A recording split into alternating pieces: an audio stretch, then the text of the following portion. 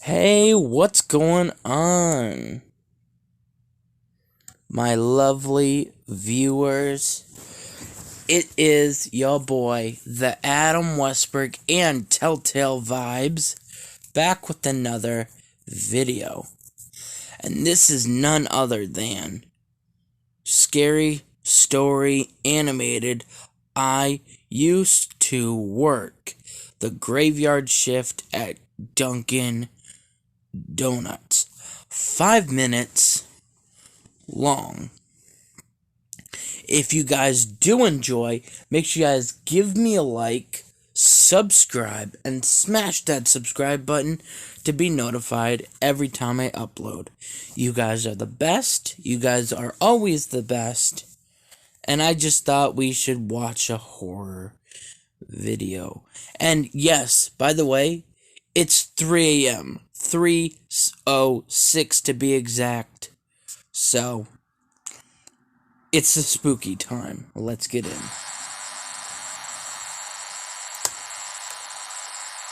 I used to work the graveyard shift at a Dunkin' Donuts. For those of you who don't know what a Dunkin' Donuts is, it's basically a donut chain that sells coffee, breakfast items, and of course, donuts. This brings me to a little over a month ago when our location was recently selected to become 24 hours. A lot of other establishments would maintain a 24-hour drive-thru window, but ours was fully open. I'll be honest, it was interesting to see the new types of customers who would come in during these hours. We of course had the hipsters and goths who had nothing better to do at 3 a.m. than to sit in a coffee shop drinking 1 cup for an hour. There were the occasional overworked businessmen and interns, trying desperately to finish that last-minute presentation. A couple weeks ago, I had encountered a new type of customer, though he is very difficult to describe. Have you ever met someone that makes you nervous for some unknown reason? Well, at around 2:30 a.m., a man walked in with a large overcoat, with the collar pulled up, and a black beanie on his head. What struck me as odd first was the lack of people in our lobby. Normally at this time, we'd have the goths huddled in the corner cursing the system or something. But the entire store was empty aside from this man, myself, and my manager who was in the back, probably sleeping or something. After this person walked in, I thought it had to be a homeless man, trying to escape the cold and possibly seek out a hot cup of pity. But then I saw his face. He was somewhat gaunt, but cleanly shaven. His eyes had dark circles around them as if he were tired, but he seemed quite energized. He then walked up to the counter. At that moment, I realized how tall this guy was. Like Kobe tall. I asked him what he would like to order. He just stared straight ahead as if he were zoning out. I repeated my question a bit louder. He only said one word. Coffee.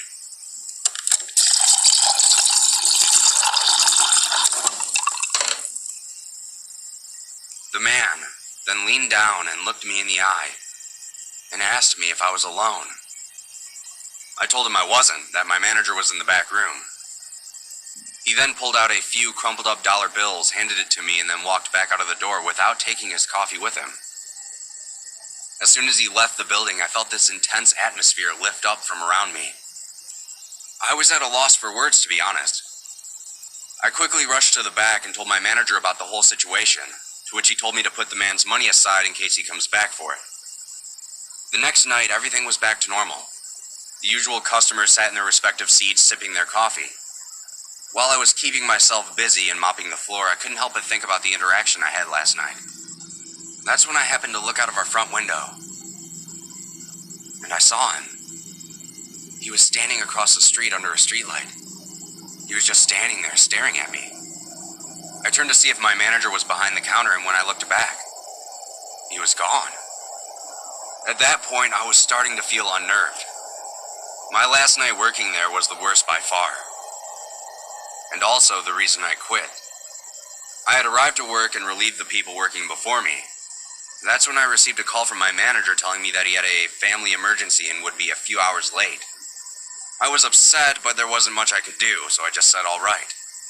After 3 uneventful hours of me cleaning the same racks over and over again to keep my mind off things, I glanced out of the window once more. What I saw made my blood turn to ice. The man was standing on the other side of the window. He was grinning at me with a sinister smile that caused my body to seize up. Right away, I pulled out my cell phone and called the police. While my phone was ringing, the man did something strange. Without peeling his eyes from the glass, he pulled out a cell phone from his pocket. I watched him carefully as he began to type something into the phone without even looking at it. At that moment, my phone buzzed, notifying me of a text. The message said, "Now you're alone."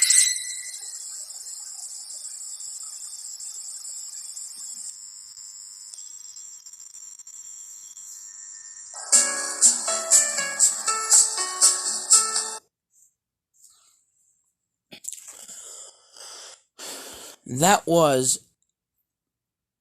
the graveyard shift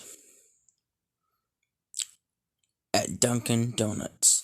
Now, because that was very short, we are going to hop into another one. Give me a minute. Welcome to horror numero dos. This is 4 true night shift horror stories. Animated. 22 minutes and 16 seconds.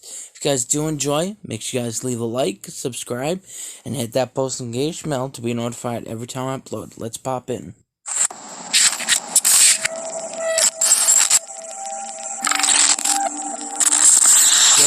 It's 3:13.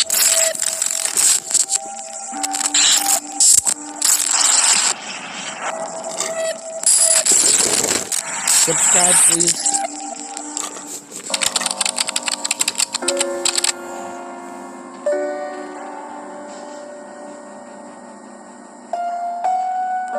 Back when I was a student, I used to work as a bartender in a nightclub here in Liverpool. Most places kicked out at about 2 a.m., but we stayed until about 6 a.m. and just mopped up. Sorry, guys, I found one that's better.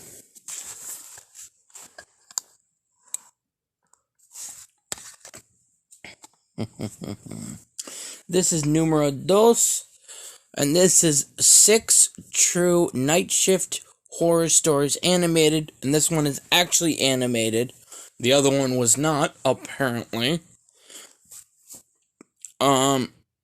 31 minutes and 18 seconds, which is, this video was going to be a little longer than that because of some commentary at the end, talking, plus the first video. Let's get into this. In 2015, I managed to land my dream job as manager of this really old rustic pub. It was the kind with stained glass windows, ornate bar fixtures, the works. But it was bought up by this big brewery company not long after, and they ended up cleaning house. So within 6 months of getting my dream job, I'd lost it again. I was desperate. I had rent and bills to pay, so I was ready to work just about anywhere, doing just about anything, for any money at all, really. So I ended up getting a job in this 24-hour off license in the middle of town, and it was my job to work the night shift, 8 p.m. until 6 a.m. This place was really busy, too. Had a cash machine inside, sold really expensive bottles of premium booze, and was mostly a cash business.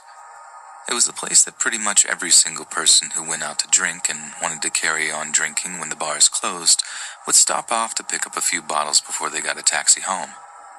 So I'm not messing around when I say we sometimes had like 7,000 pounds in cash on site by the end of the busiest part of the night shift. And well, I say we, I mean me, as I work that shift entirely alone. So it's Sunday morning, about 5 a.m., and it's just before Christmas. The off-license had been extremely busy that night, and we had way more than 7,000 pounds on site. Like it had been Black Friday, which in the UK means that it was the last Friday before Christmas. So all the office parties had been in town, spending it up, and they pretty much all wanted booze to go home with, too. There were queues going out the door at one point. Seriously, it was one of the busiest shifts I've ever worked, including in pubs. So by the time it started to quiet down, I was ready to collapse. I remember just sort of resting my head on the counter at one point, thinking I could have actually fallen asleep right then and there. Then I hear the little beep at the door opening. And although I'd rather have flushed my own head down the toilet than serve another drunk customer at that point, I get ready to serve one more person. I look up, and in front of me is this bloke who seems alarmingly sober. Like almost everyone who walked in during those Saturday night shifts were rotten drunk, eyes all glazed over and bloodshot, slurring their words, but this guy is shockingly lucid, which was dead weird. He also keeps his hands in his jacket pockets the whole time he's talking. But it gets even weirder when he greets me by name.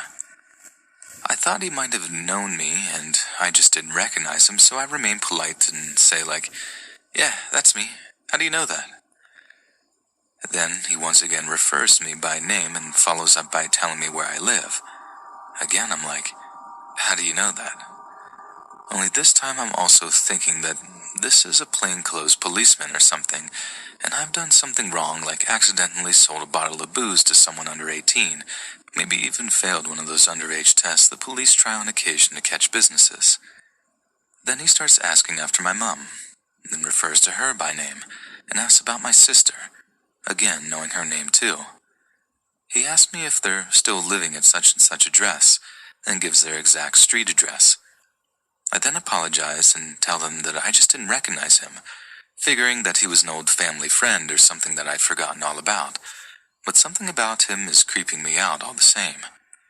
He didn't once take his hands out of his jacket pockets, like to the point it was getting sort of odd. People talk with their hands all the time, and this guy's hands were like wedged into those front pockets on his jacket. That's when these other guys walk in, who also seem weirdly sober.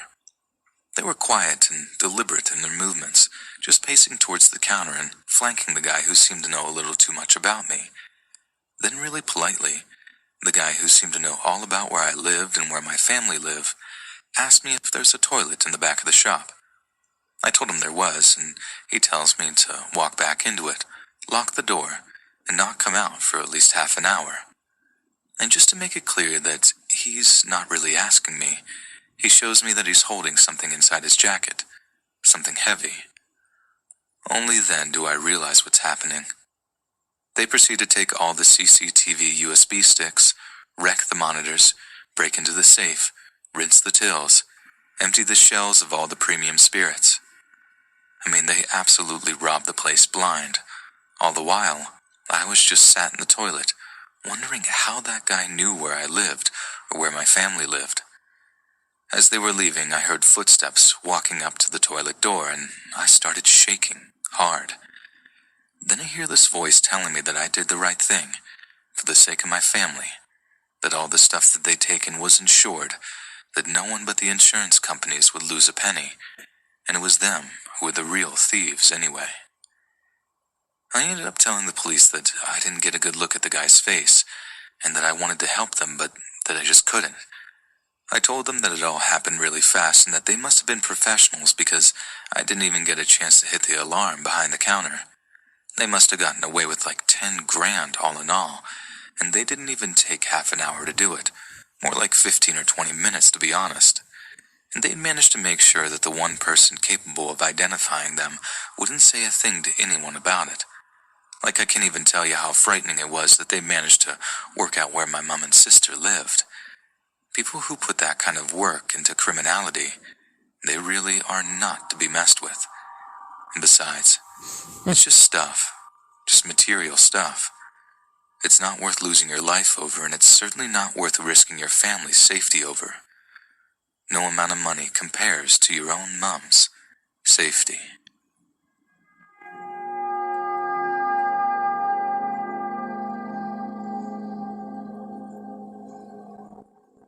For many years, 53-year-old Robert Wilson was employed at pharmaceutical manufacturer Thornton Ross in Huddersfield over in the UK.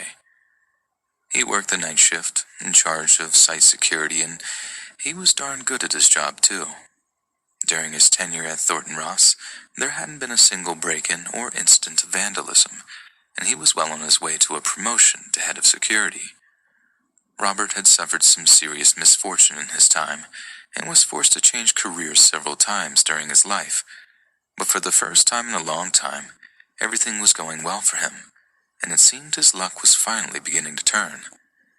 He had a chance encounter with two teenage boys earlier last year was all it took to bring his whole world crashing down. At approximately 11 p.m. on January 16, 2020, Robert was watching the CCTV monitors in the site's security office when he noticed two shadowy figures wandering around the facility's parking lot.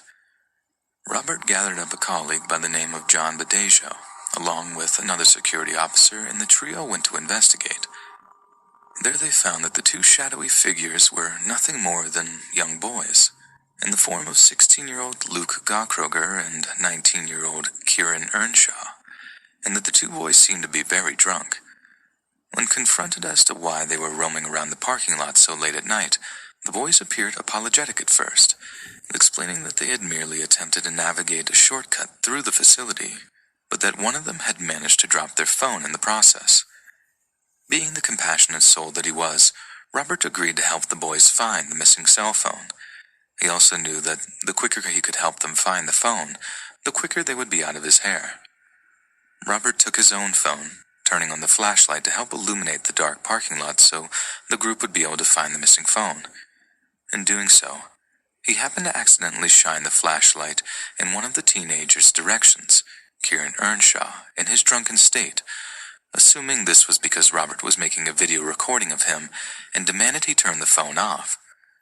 Confused, Robert assured Kieran that he was simply using the flashlight feature, but Kieran didn't believe him and angrily demanded him to stop. At this point, harsh words were exchanged between the two and a confrontation arose, but Robert could never expected what would follow. Kieran reached into his tracksuit pants and produced an actual sword from them. Apparently it was intended to be nothing more than a decorative ornament, but Kieran had taken the time to sharpen it and apply grip tape to the handle, turning what should have been a charming adornment into a deadly weapon. He began to attack Robert Wilson with the sword, slashing and striking him with it over and over again. Robert raised his right hand to defend himself, and the strike that followed was said to sever all 4 of his fingers at once. John Badejo watched in horror as his colleague's bloody fingers tumbled to the tarmac below and rushed to his defense. But Kieran was quick and saw John's approach out of the corner of his eye. He turned, swinging the sword hard in his direction, slicing through the thick fabric of his jacket and sending sharpened steel plunging into his flesh. John Badejo backed off, clutching at the fresh wound, while Kieran turned his attentions back towards Robert Wilson, who by that point was attempting to crawl away, mortally wounded. Kieran began hacking away at him again. As Robert's colleagues fled the scene, the blood-curdling scream of their wounded friend echoing around the parking lot as they ran. Kieran's friend Luke then joined the attack, pulling out a knife from his jacket and began to stab the fallen Robert over and over again until he screamed no more.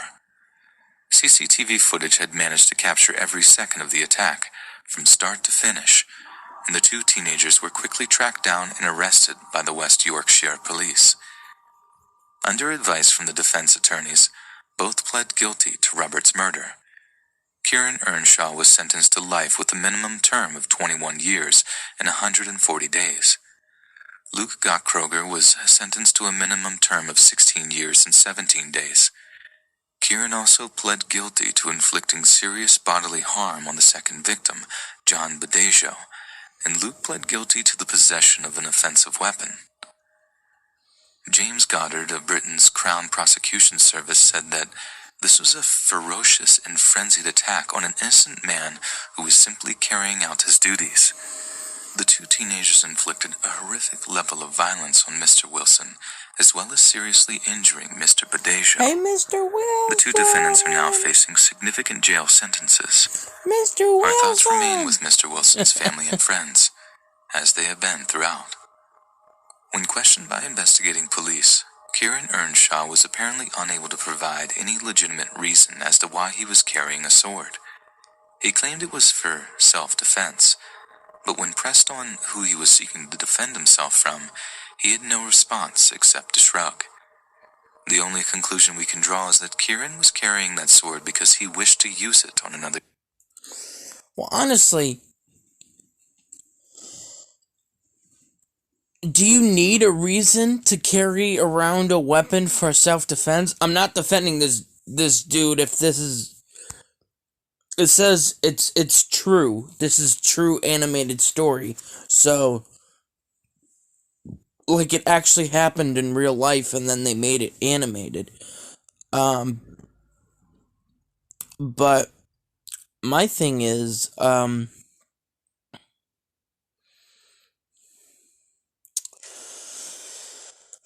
did they really?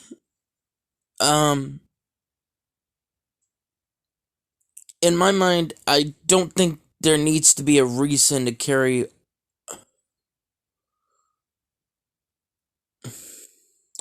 a knife, a gun, a sword, anything like that for protection. You should just be able to have it and walk around with it. Now, a sword, I get it. Yeah, that's a little far-fetched. Also, that's over the legal limit that you can... That's over the legal length that you can carry around with you. 100%. But, like, it's for protection, you know? But, again, like they said, who are you trying to protect yourself from, you know?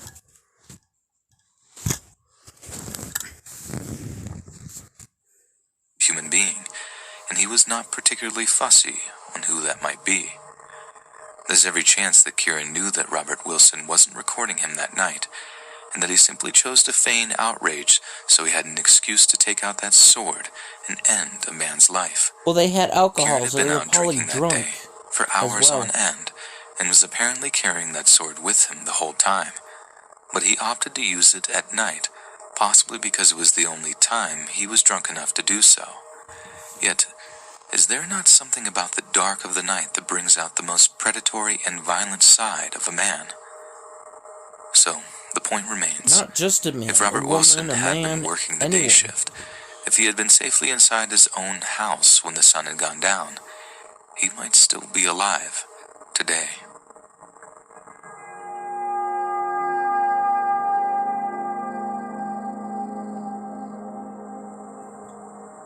"20-year-old Kelly Berg Dove lived with her 4-year-old daughter in Bridgewater, Virginia.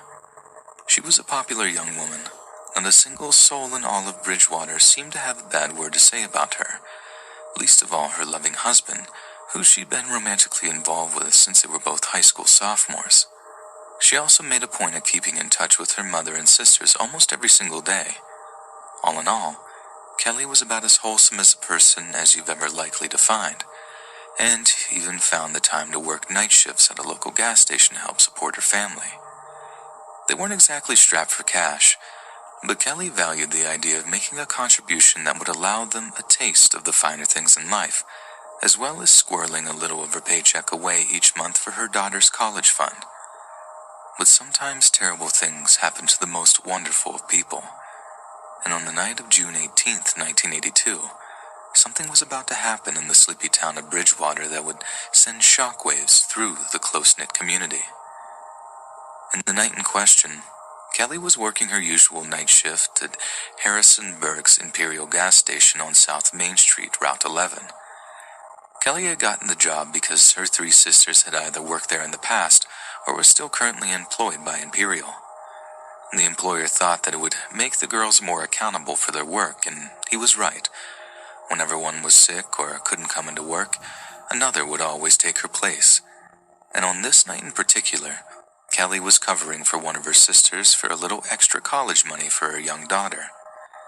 Kelly's mom, Rachel, was also a very loving and attentive person, and would often call the gas station whenever one of her daughters was working to check if they needed any food or hot coffee brought over to help them through their shift.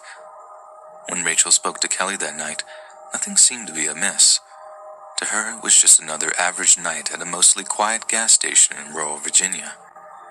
But little did she know, this would be the last time she would ever talk to her daughter, as the evening's events were about to take a rather dark and terrifying turn. At around 2:30 in the morning, long after Kelly's mom had retired to bed, Kelly apparently called the Harrisonburg police. The call was to inform them that she had been aggressively harassed by a guy that she described as improperly dressed.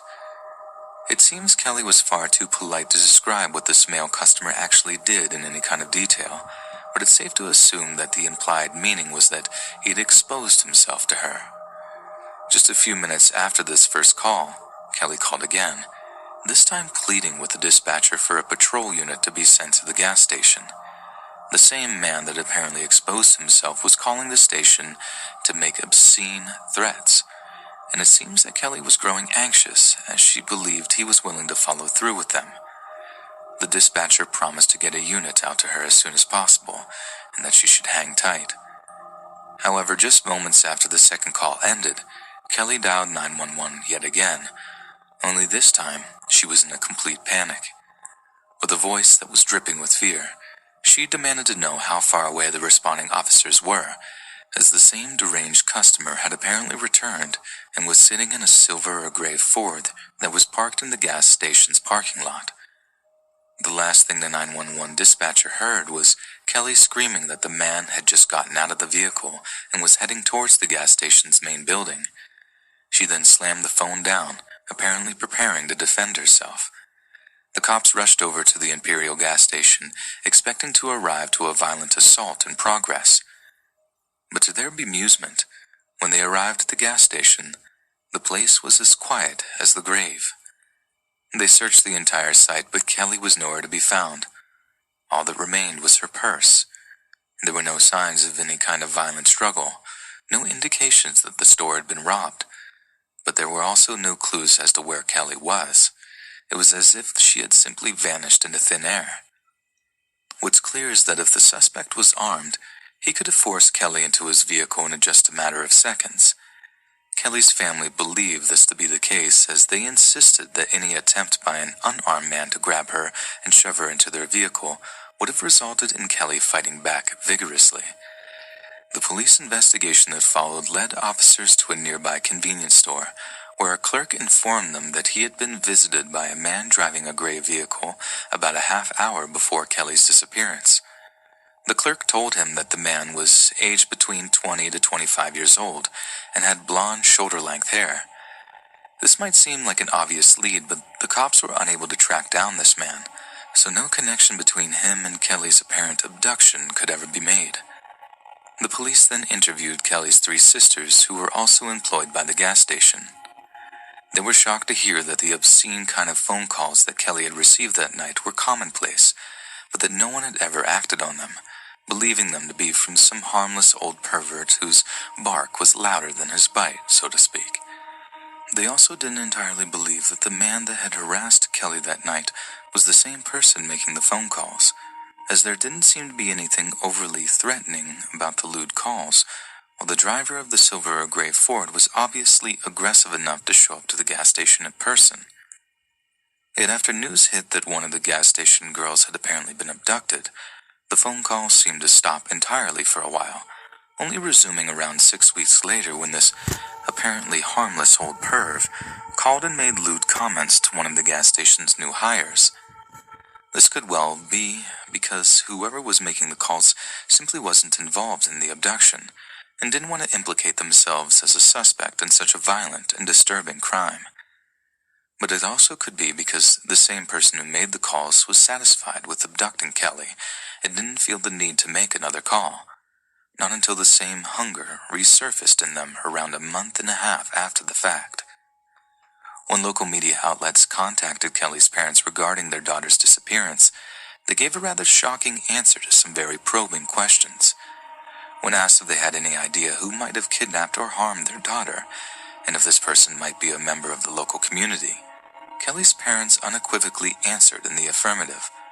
Although the police had asked them not to publicly speak the man's name, they believed her abductor had been someone Kelly had gone to high school with, someone who had a long history of indecent exposure and making obscene telephone calls, and according to Kelly's sister, also drove a silvery gray Ford.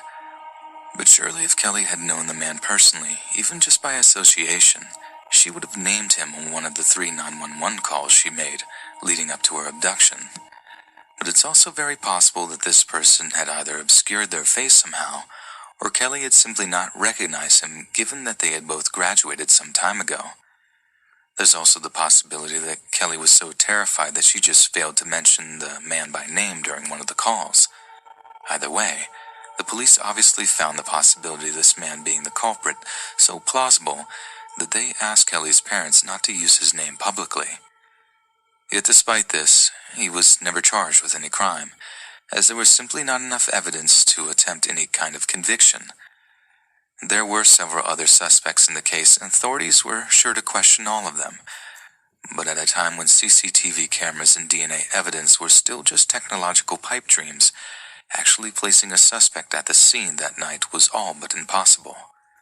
For all intents and purposes, the person who showed up at the Imperial gas station that night was a ghost. Someone who showed up, bundled Kelly Berg Dove into a vehicle, and then seemingly vanished themselves. Barely a trace of either of them was left behind, merely a purse and a vehicle description, far too little for the cops to go on to secure a suspect, Kelly, or her body. Almost 40 years later, what happened that night remains almost a total mystery, with Kelly being declared legally deceased by local authorities. Despite her family pouring money into private investigators to try to find out exactly what happened, they're no closer to getting any solid answers as they were almost 4 decades ago. The only truth we have of that night is the terrifying reality that Kelly went to work that night, not suspecting a thing, and ended up encountering someone that caused her to vanish from the face of the earth. And that, horrifyingly enough, is something that could happen to each and every one of us.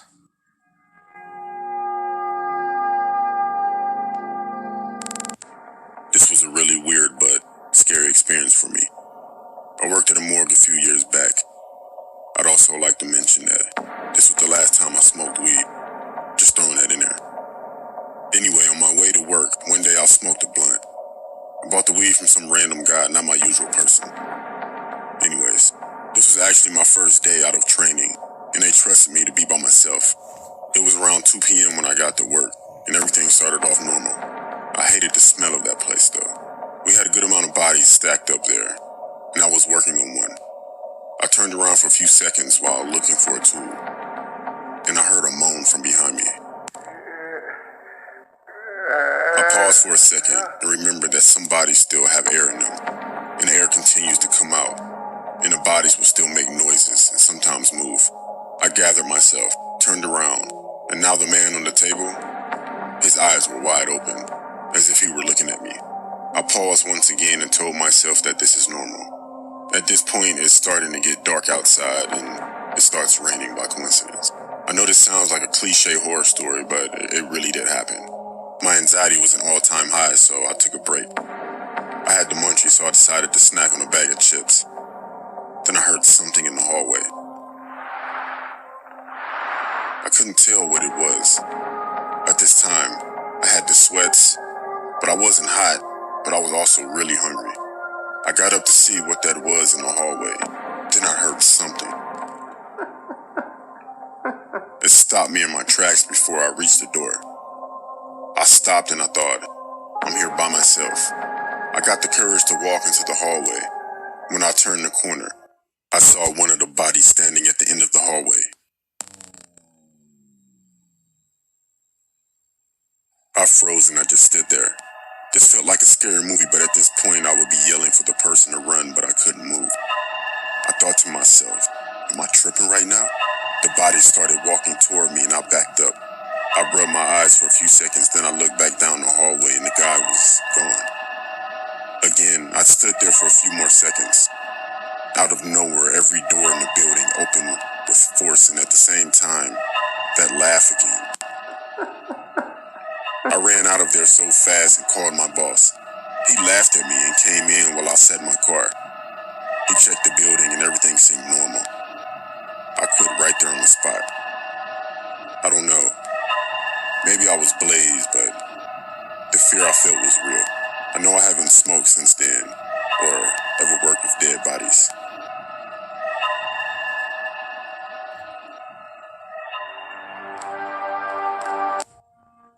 got this great job working at a hospital. I really got to do something that I enjoy. Taking care of others has always been a passion of mine, but I work on one of the hardest floors, the cancer floor. We always have the same patients, and not a whole lot of them make it. This makes my job hard in a lot of ways. You could probably guess that I've seen my fair share of death since I started here. Anyway, I work the night shift, and at night it can be a little creepy when you have to go to the morgue. One night, me and a coworker were taking someone down to the morgue. Now, let me explain. Our morgue is a little freezer box that is in the basement, and it smells horrible. Plus, it has a ramp to get into it. So she and I wheel the body down there, and we push it up the ramp. And then we begin to argue over who is going to push the body inside. Of course, I lose, so I swing the freezer door open, and I push in the body. Then I slam the door shut. We start to fill out our paperwork, when we both look up at each other. She says to me, "Did you hear that?" I said, "I think so." We both turn and look at the door.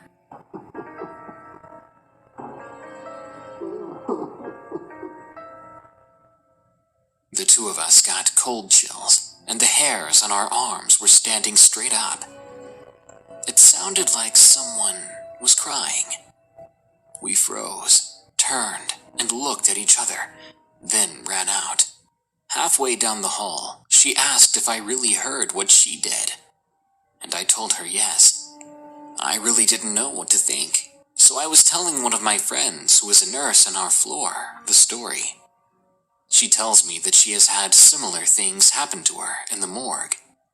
To this day, I will not go alone, and I always try to get out of going at all. We also have a tradition on our floor, that when someone passes away, we open the window so the soul of that person is not trapped in the hospital to roam. I'm not making this up. It truly happened. If you don't believe me, I don't care. I know, and so does everyone else who works there. This story took place about 3 years ago. I started my new job working at a morgue that was about 3 miles to the countryside. For the first week, everything went fine.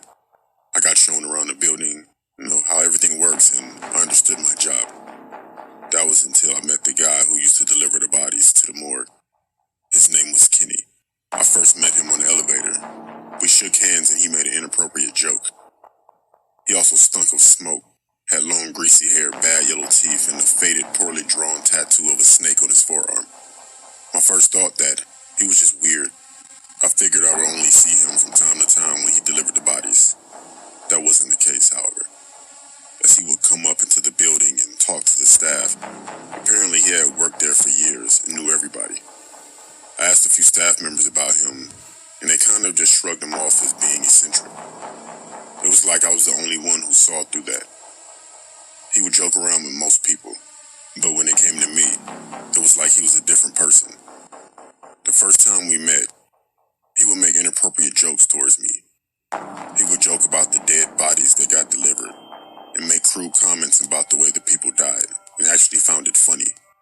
One night, however, I was working on a body when I decided to take a little break. When I returned, I found the body was off the table and propped up against the wall. I almost had a heart attack. And then Kenny jumped out from the corner, screaming and grabbing my shoulder, shaking me violently. Then he stopped and laughed, telling me how good he got me, and my reaction was hilarious. This was the last straw, and I had enough and reported this to my superiors. My complaint was backed up by the footage from the CCTV cameras. The next evening, as I arrived into work, I saw Kenny walking down the corridor, and he didn't have his weird grin on his face. His look was much more disturbing. He looked furious, like he was a different person. He passed by me while giving me the worst stare I've ever seen. I was told later that he had been fired. I was a little bit surprised. I didn't know what they would do. I didn't know they were firing him exactly, but I was kind of relieved. That night, I finished work around 3 a.m. and got into my car to drive home. As soon as I pulled out, another car started up from across the parking lot and started to instantly tailgate me. Like I said, the building was located in the country, so there were no other cars on the road. At first, I didn't know who this was. I pulled over to see if the car would keep going, but as soon as I pulled over, the car slammed on its brakes. That was when Kenny came running out of his car and over to mine, yanking on the door handle as hard as he could, while banging on the window screaming for me to get out of the car. I thought he was going to rip the door off and kill me. I quickly started my car back up and drove off as fast as I could. I saw Kenny get into his car. For some reason, he didn't chase me. I'm not sure if his car wouldn't start or he just decided not to pursue me. Either way, I was relieved. I later informed my superior of what happened.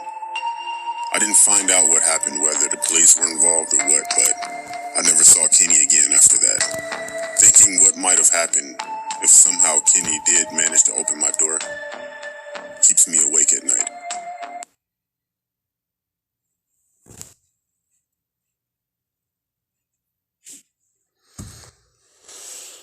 All right. That was some very interesting. Now, it's not often I will react to horror stuff like this or react at all due to copyright strikes, so it might be like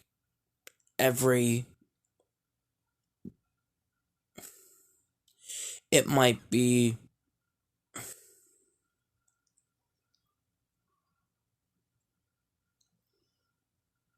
like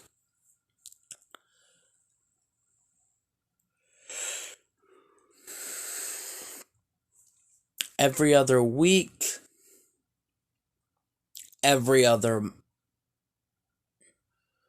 month, every other month, maybe every 2 weeks. I don't know. But I do like reacting to horror stuff, so if you guys keep on liking and supporting, then I will probably keep on reacting. This is actually pretty good.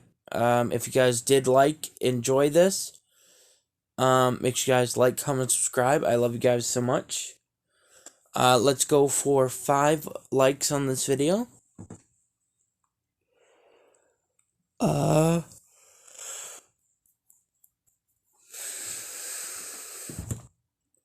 Let me know of some scary stories or anything that has happened to any of you guys in the comment section if you choose to share.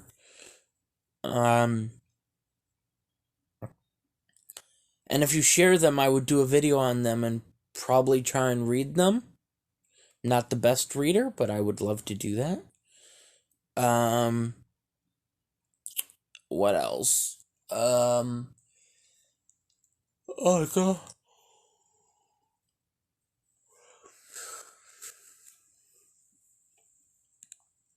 Love wins in 2022. What goes around comes around. You spread love, you get love. Also, Mountain Dew, please sponsor us. It's not going to happen today, but what? What? Exactly. Someday. Hopefully someday. I will see you guys soon. And, yeah. Bye.